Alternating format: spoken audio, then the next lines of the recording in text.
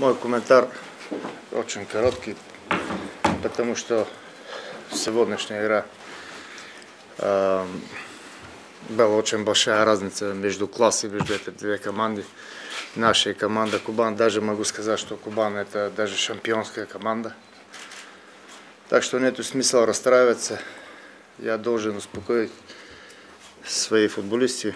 И мы посмотрим на чемпионатные наши игры. Потому что есть немножко спад в нашей команде. Так что каждый со своей проблемой. Поздравляю команду Кубань и желаю удачи. Друзья, вопросы есть? Пожалуйста, Игорь. Скажите, пожалуйста, вы сюда приехали без трех своих ведущих игроков, Павленко, Новоловского.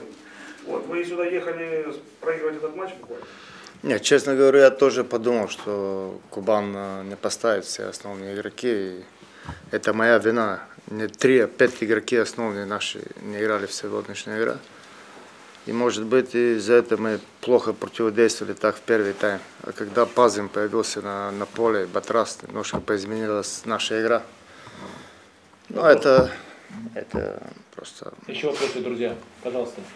Николай, перед командой Тосно стоит задача выхода в премьер-лигу? Да, есть задача. В этом сезоне? Да, есть такая задача у нашей команды.